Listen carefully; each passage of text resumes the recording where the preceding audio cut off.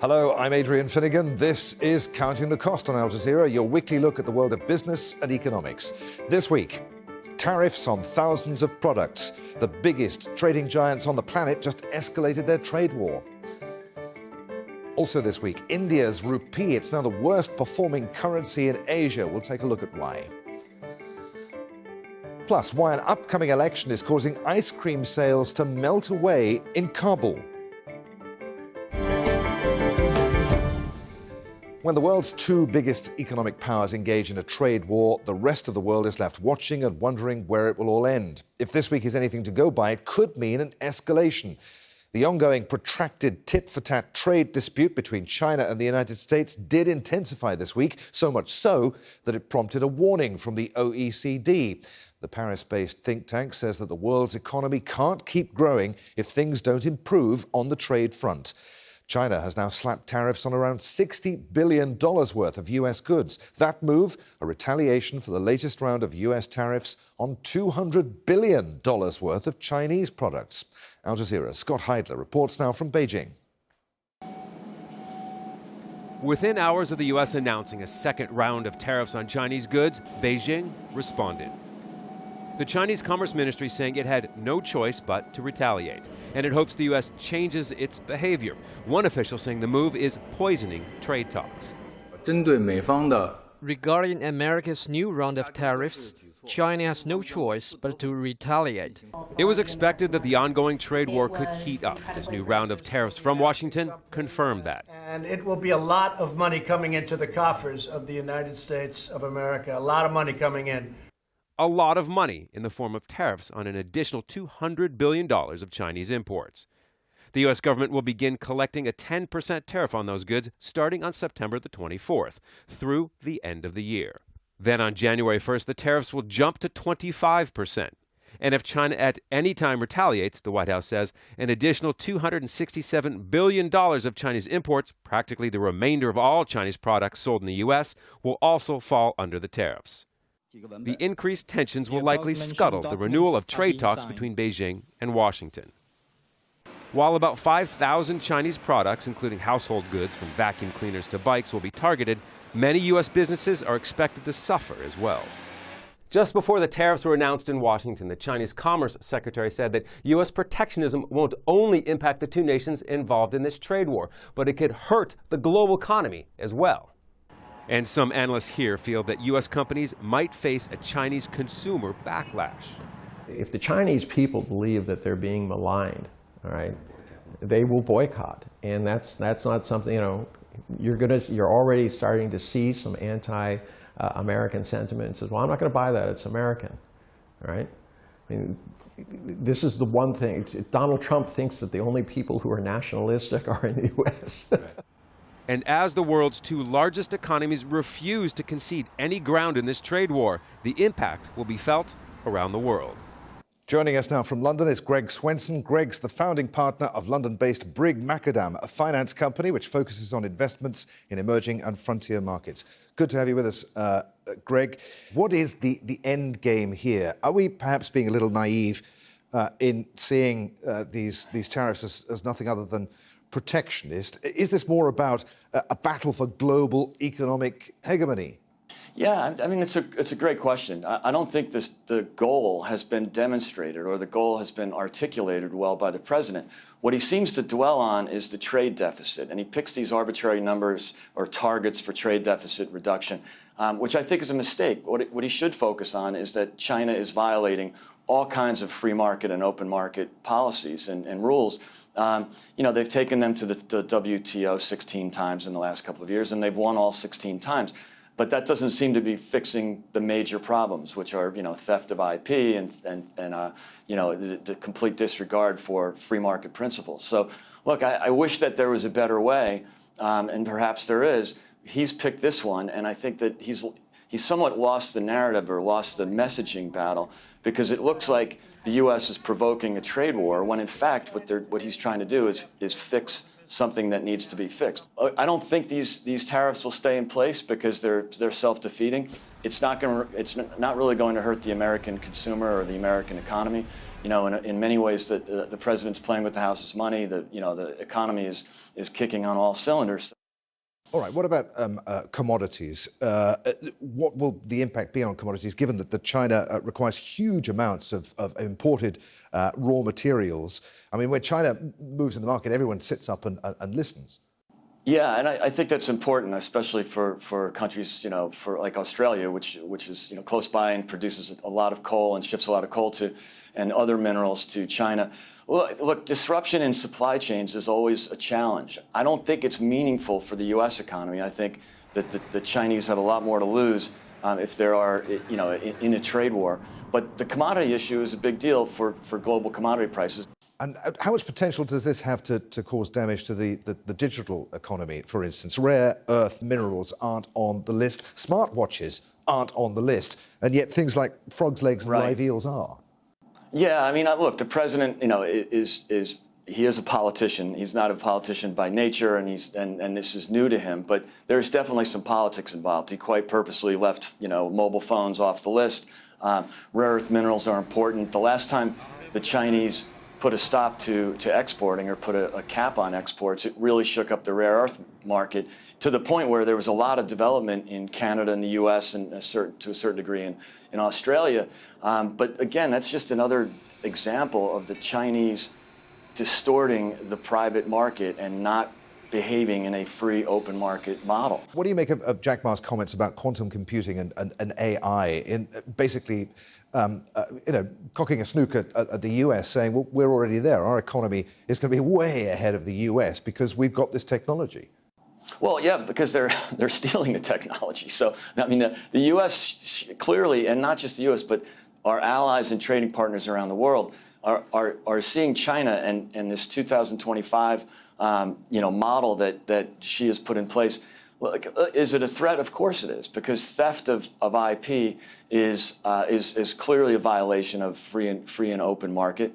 I think there are other ways to deal with this rather than getting into a trade war. But in this case, it seems to be the only way that's going to get anybody's attention. I'm not sure it's being perfectly executed, but and Jack Ma brings up some interesting points, but I think something clearly has to be done. Greg, you say that US consumers aren't going to be hurt by this. What potential does this have to damage China's economy, and what leverage does China have? I mean, talk about Jack Ma again. He was saying that he can't deliver on his promise to President Trump to create 1 million jobs in the US, blaming the current trade tension. I mean, if Chinese President Xi really wanted to up the stakes further, could he do something drastic like call in US debt? Yeah, I mean, that's always out there as a potential. I don't know what else they would do with that money. They absolutely need to own U.S. treasuries. But look, there's a few things they can do, and this is worrisome because they control the economy. It's a top-down economy. They control the press. Xi could surely sort of have a media campaign, a state-run media campaign against U.S. products. He could also devalue the currency. It's a dangerous game to play, but he can do it, and they've done it in the past. And he can also regulate even more. So what's happened in the last few years, especially since the crisis, is the state has lent money to the state-owned companies at ridiculous levels, which is, you know, obviously putting other companies and foreign competitors out of business. But remember, the U.S. is importing 500 billion of goods from China, often because of the low cost and low labor costs. The Chinese are only importing 130 billion. So the U.S. has a lot more a much better ability to punish China here, and that's something obvious. But also, the San Francisco Fed made a very good point recently that 88.5% of goods and services that are consumed by American consumers are produced in the U.S. It's not really a huge importer compared to what we produce domestically. So yes, we are a big importer. Yes, we import a lot of cheap goods from China, but that's not going to move the needle that much because, again, 88.5% is produced domestically. So again, as a conservative or as a businessman, as a capitalist, I don't like tariffs. I don't like trade wars. But it seems to be, you know, the last resort at this point. I don't think the message is clear, but I think something obviously has to be done. And he's got support on both sides of the aisle. Greg, really good to talk to you. Many thanks indeed for being with us on Counting the Cost. Nice to be here, Adrian. Thank you. All right, still to come on this week's Counting the Cost, a Japanese billionaire is named as the world's first space tourist. But first, a sabotage scare is threatening to hurt Australia's strawberry growers. They've warned about an overreaction after several people found sewing needles inside the fresh fruit. As Andrew Tromas reports from Sydney, some reports are hoaxes, but the devastating impact on the industry is still the same. The lady who posted this video says it illustrates the worst thing to ever happen to her family. The family business, growing strawberries, has been forced to dump its product at the busiest time of the year. Supermarkets won't buy the fruit in normal quantities because their customers fear what the strawberries may contain. Last week, there was what seemed like an isolated case of a sewing needle inserted in a strawberry, probably by a disgruntled employee at a strawberry farm. But since, there have been reports of more than 20 copycat incidents around Australia. In relation to the motivation, in relation to these offences, we still haven't have any confirmed motivation or reasons why a person would want to do this. There is speculation that some cases are children putting needles into strawberries while they're sitting on shop shelves. Other cases are complete hoaxes, people pretending to find needles in strawberries once they're home. It's not a joke, it's not funny. You're putting the livelihoods of hard-working Australians at risk, and you're scaring children, and you're a coward and you're a grub. And if you do that sort of thing in this country, we will come after you and we will throw the book at you. The government plans to bring in emergency legislation with prison sentences of up to 10 years for hoaxers and up to 15 years for contamination endangering others. Those in Australia's strawberry industry are recommending that people cut up their fruits before biting into it. But some are choosing not to buy strawberries at all. And for the industry, worth nearly $100 million a year, that's a crisis. Strawberries that are being sold are heavily discounted, almost as low as the equivalent of $1 a punnet. And farmers of other fruits are fearful too. Someone has claimed to have found a needle in a banana, and in Sydney, an apple. That just freaked me out because I'm thinking, my daughter normally just grabs and just bites into apples. The strawberry scare threatens to spread. Now, as consumers become more aware of the health effects of consuming sugar, soda giants are doing everything to stay profitable. The Coca-Cola company is even looking at experimenting with a new ingredient. It's admitted to looking at the market for cannabis-related products. Coca cannabis, anyone? Well, not quite. There's a chemical found in marijuana known as CBD. It's already used in beverages in locations where the drug is legalized, but it's not psychoactive. Drinks containing it, though, are higher priced than sugar-infused soda. Coke is also on a buying spree. It bought Costa Coffee for $5.1 billion earlier this month, and on Tuesday it snapped up an Australian fermented tea company.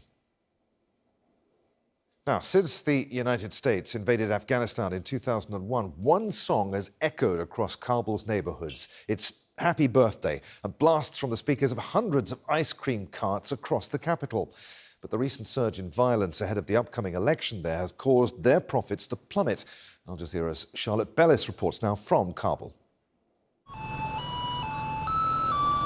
Happy Birthday floats over the blast walls of central Kabul.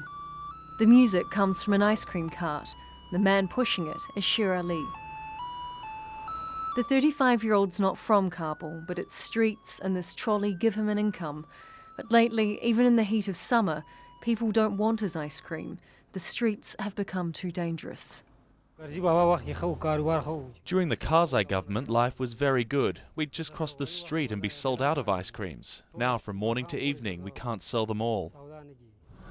He starts his day at 8 a.m. and finishes at 8 p.m, fitting in the habits of normal life along his route.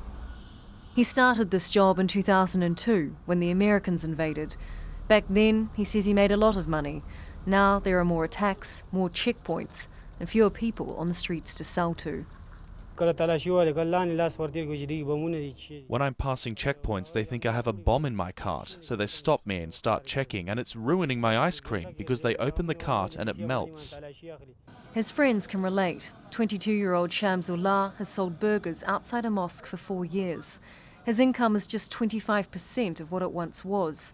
We ask him if he sees a link between security and sales. Very much. We used to have a very good business, but it's deteriorating day by day. This week we have sold very little. For Afghans, even 20 cents for an ice cream is 20 cents too much. In the last quarter, the International Monetary Fund found that continued violence and political uncertainty around the upcoming parliamentary and presidential elections is hurting economic confidence and growth. There are dozens of ice cream sellers. In Shirali's patch of Kabul, he competes with 50. Most vendors make about $100 a month. From this, Shirali supports his wife and 4 children. He says he's looking for change in upcoming elections. I want security for my country and peace for my country and a prosperous future, but I will not vote for President Ashraf Ghani. Ghani came into office as international combat forces pulled out, taking with them billions in military spending. Since then, security has worsened, and so has the economy. Shirali keeps walking. Happy Birthday rings hopeful over the neighbourhood. It used to draw people out of their homes. Now not even ice cream can draw Afghans to the streets. Emerging market currencies have been a big focus for us here on Counting the Cost these past few months. And this week, we saw Turkey unveil its long-awaited plan to find a way out of crisis. Its finance minister, Berat Albayrak, was put in charge of the economy 2 months ago by his father-in-law, President Recep Tayyip Erdogan. He sharply cut Turkey's growth forecasts for this year and next. He also promised to slash public spending by nearly $10 billion and blamed some of Turkey's problems on a spat with the US. This period is a period when economic sanctions are being used like weapons. It's a globally challenging period. On the 10th of August, Turkey became part of this process because its economy and currency were targeted with attacks. Currency woes in India too, where the government has struggled to defend the rupee. Non-essential import restrictions announced this week have left businesses unhappy, and there are fears of protectionist policies being put into place. The rupee is now the worst performing currency in Asia, despite government efforts to turn the tide. India is often referred to as the world's fastest growing large economy. But its currency has hit a series of record lows versus the dollar over the past few months. That weakness in the currency has coincided with rising global oil prices, compounding the pain. All of this means that the current account deficit has widened. It's now at 2.4% of gross domestic product. So far, growth has held up. Gross domestic product grew 8.2% from April to June, and that's its fastest rise in 2 years. But there are worries that it may take a hit too. The finance minister in India is Arun Jaitley. He's blamed the depreciation of the rupee on global factors, including the US-China trade war. Well, joining us now from Glasgow is Gregor Irwin. Gregor's chief economist at Global Counsel. Gregor, good to have you with us again on Counting the Cost. What is going on at the moment with India's economy? What are you advising clients? Well, India is suffering from a currency crisis at the moment. The rupee has fallen by 12%. That's quite significant. There are a few factors that are contributing to that. The price of oil has gone up for a country like India, which imports much of its energy. That pushes up the import bill. On the export side, I suppose there are concerns about the global environment for trade, US protectionism. But probably above all, there are concerns about divergence in global monetary conditions, US interest rates rising. That's exposed vulnerabilities in quite a few countries, Argentina, Turkey. Also, we've seen currencies fall across Asia. And India has not been immune to that. And that's probably why the currency is under pressure. And that's a concern for the government. You mentioned one of the factors is the price of fuel. India buying oil, of course, in dollars. And as the rupee falls, oil just gets more and more expensive. Well, exactly. And it accounts for quite a large part of the bill for average Indians, the price of energy. So it really does squeeze living standards, and it's a political concern, as I've suggested. And there's not a whole lot that the Indian economy ministry, the finance ministry, the government can do about that, other than try and address other factors that are helping to put downward pressure on the rupee. So factors such as raising interest rates, that's a move in the right direction by the Reserve Bank. You mentioned Turkey. On Thursday, Turkey announced a new economic plan, which is, well, it's failed to impress, really. It cut its growth forecast in that economic plan. Is India going to be forced to follow suit?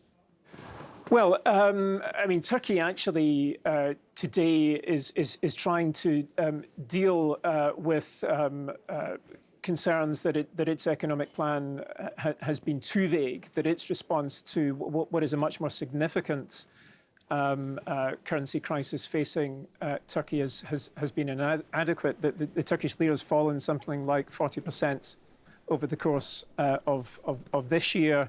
The country has a new finance minister. It turns out it's the president's son-in-law. That has arguably damaged credibility of economic policy making in Turkey. And the new finance minister was trying to flesh out Turkey's policy response. India's not quite in the same situation as Turkey. Turkey has a much larger current account deficit. Inflation's much higher in Turkey. There are greater concerns about the stability and sustainability of growth in Turkey. And while the Indian policy response so far arguably has not been adequate, more will be required, and the direction of policy in India is questionable with import curbs. Turkey has a bigger challenge in convincing markets that actually there's substance behind the headlines of the economic plan that the finance minister is fleshing out today. Gregor, really good to talk to you on Counting the Cost. Many thanks indeed for being with us. You're very welcome. Now, Qatar and Japan are teaming up to manufacture electric cars. The new $9 billion project involves building several factories from scratch. The new industry is expected to be up and running by 2024. The first car to roll off the assembly line will be called Qatara. It'll be launched in conjunction with the FIFA World Cup Qatar 2022. The project is backed by ARM of Japan. And finally this week, space, the final frontier for tourism, if you're to believe rocket company SpaceX. This week it named its first customer. Victoria Gatenby has more now on plans for what would be an historic trip around the moon. The Japanese entrepreneur who hopes to be the first person to fly to the moon in a private rocket won't reveal how much it's going to cost, but Yusaku Maezawa says it will be worth it. And he won't be alone on the more than 380,000-kilometre journey, which is scheduled for 2023. The Japanese billionaire pitched an idea to the California-based company SpaceX.